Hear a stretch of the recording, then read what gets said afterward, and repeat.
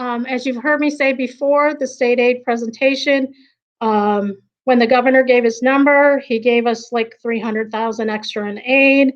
And normally what happens is then the legislature meets and they give us another 100 and something thousand. So we usually get anywhere between 400 and 500 additional aid each year. Well, then the pandemic hit, so that did not happen this year. Fast forward to April 1st, that's when the legislature set their budget. Our aid only went up by 85,000, and that includes a pandemic adjustment. They had a pandemic adjustment where they had to go out and they had to get a grant from the federal government that they were giving them out of the first incentive. And then they took it out of our foundation aid and then they put it back in at the end.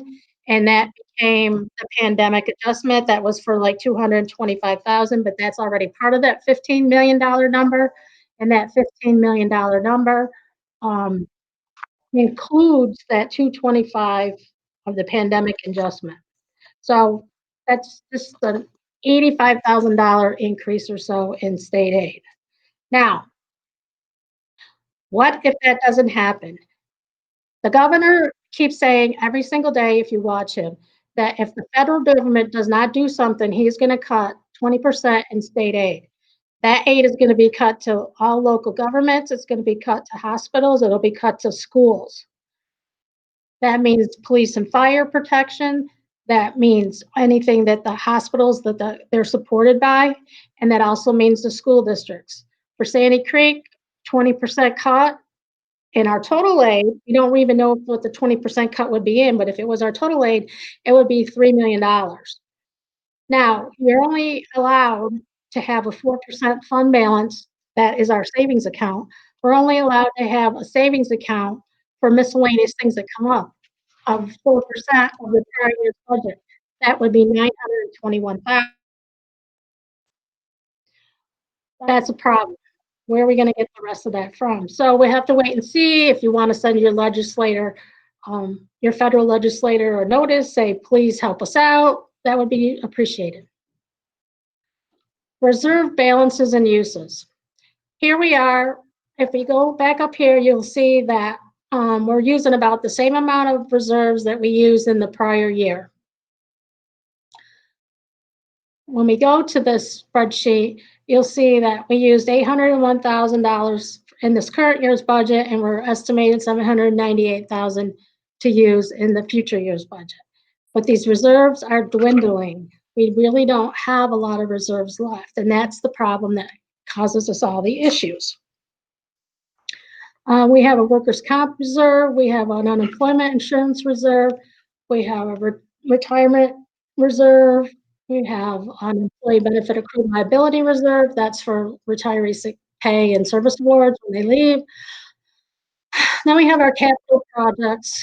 The majority of our big capital fund money has already been sent over to the capital fund for our big capital project, which we're waiting to hear. As soon as that gets approval, then we'll start working on that. And then we have our capital reserve for transportation.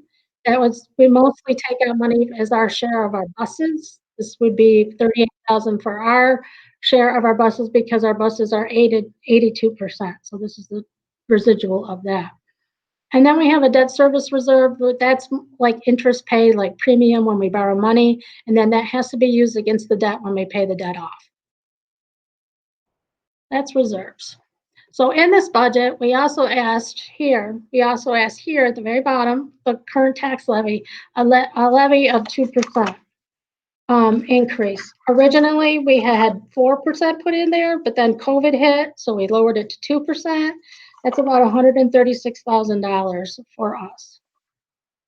So let's look and see where we are now. The 2% is equal to about a 30-cent increase per thousand of assessed value. So that's $30 on a $100,000 property, $15 on a $50,000 property.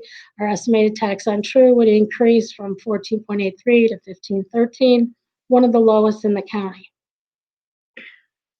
All right, so for expenditure plan wise, we are at a total actual expenditure plan right now came to like excuse me, $24,078,710. The prior year's was $23,026,551.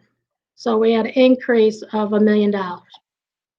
So part of that increase was $500,000 for debt service.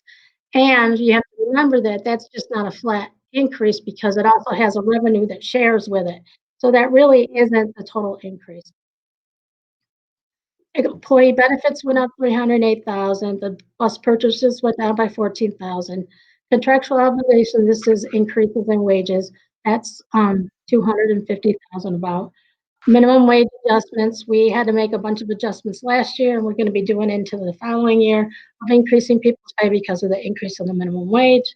We talked about debt service, and then we also have BOCES was a change of lowering 17,000. So that came to about $1 million increase. Whoops. Then we have revenues. So we said we got about an $85,000 increase in revenues, and then the other revenues were on the other page. They kind of, $5,000.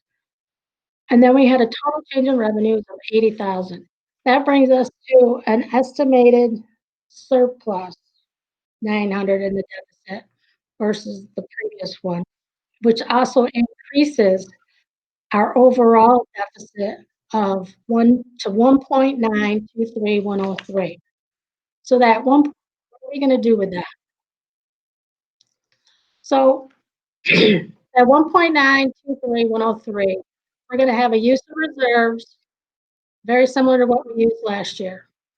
We're also gonna have an increase. Last year's tax increase was 3.5, this year's 2.0 of 136.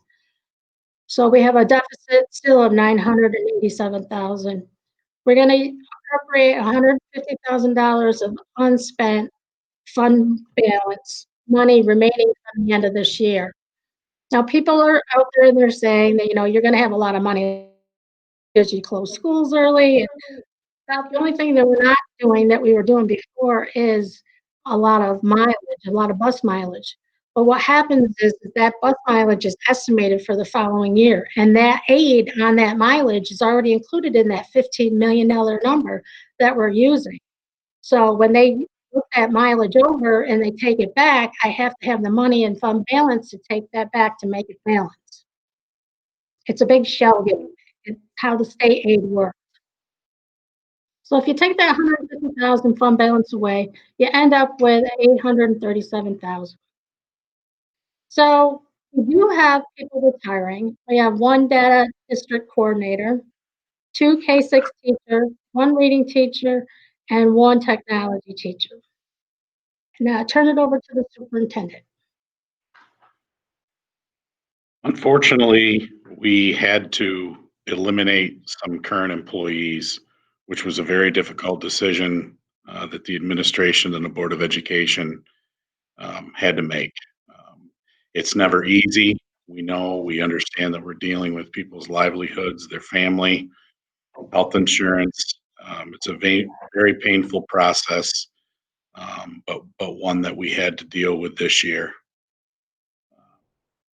We've eliminated one art teacher, one secretarial position, one teacher aide, one special education teacher, one physical education teacher, and one reading teacher. We are also going to share our family and consumer science teacher with Pulaski with the 60-40 share, which preserves a job, um, which is a good thing, obviously. And finally, we moved to the concept of after-school driver's ed. We were the only remaining district in the county that does not administer driver's ed in the summer. We actually did it during the school year. That position will be eliminated. These position eliminations will close the gap to our deficit, obviously.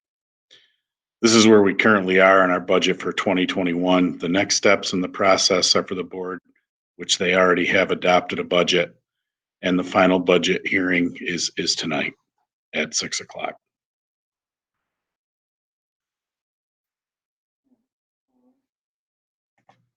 Let's talk about the contingent budget. So In the executive order for the way the vote's being handled, there's no provision for a revote. Normally, what happens if you have a budget and it goes down, you have the opportunity to have a revote, or you can go directly to contingent. What we have to do right now is we'll have to go directly to contingent budget if the budget is not passed. What happens is the tax levy will stay the same, so that 2% increase we will not get in reserves, and we won't be able to use the transportation capital reserve amount of 38,000 because as you look on the right-hand side, there's no new equipment, there's no new buses. We also have in our expenditure plan, like we had for the last several years, $100,000 safety and security capital project that won't be able to take place. However, our big capital project will be able to take place because that was already done with a separate vote. Certain student supplies and the use of the facilities, the community won't be able to. It was something that they were have to pay a fee for, like tournaments, those kinds of things. That's what a contingent budget might look like. Okay, so like Kyle said, the budget vote is June 9th by absentee ballot only. All absentee ballots have to be received by the district by 5:00 PM. If you get to June 9th and you haven't mailed out your ballot, you can bring it to the district office before 5 PM and we'll have a box that you can put it in. All registered voters will receive a ballot in the mail. Those ballots were mailed out yesterday. I know, we got a bunch of ballots today at my house, so most people must have got most of their ballots, but believe me, the post office is working on this, please be patient with them. This is a nightmare. Every school district is sending out ballots right now at this time, so they've got trays and trays and trays of ballots to deliver. Thank you to the post office. You've been excellent on this. You're great to work with. Also to the city BOCES that did all the printing of all of our things, our budget documents, our ballots. They had to order the envelopes, get them all printed. And this was all something that everybody was learning new. So it's been a whole new process, but everybody's cooperated. It's been great. So thank you to both BOCES and the post office. If you feel you're a registered voter and you didn't receive a ballot, after Monday, let me know. You know, you can call the district office or you can send an email to us at budgetquestions@sccs.cmyric.org. That email address will also answer any budget questions you might have after hearing this presentation. And we'll look and see if you're on the registered voter list. We also have one board vacancy. Um, the person that was leaving the board is Deanna Stoll. She's chosen not to run for the board again. We have one candidate. Her name is Michelle Warner. You may or may not know her. She has we have put her candidate survey that talks about her on our website. You should be able to find it right on our website. And that's about that. We just want to thank everybody for their support during this pandemic crisis. Certainly, I can't say enough about our faculty and staff who have really stepped up and have done everything they could possibly do to do what's best for our kids. We've worked really hard. We've worked together as a school community, and I want to thank all of our employees, and I also want to thank the community for being so supportive of us during this time of crisis. Thank you very much. Great. Thank you very much. Good night.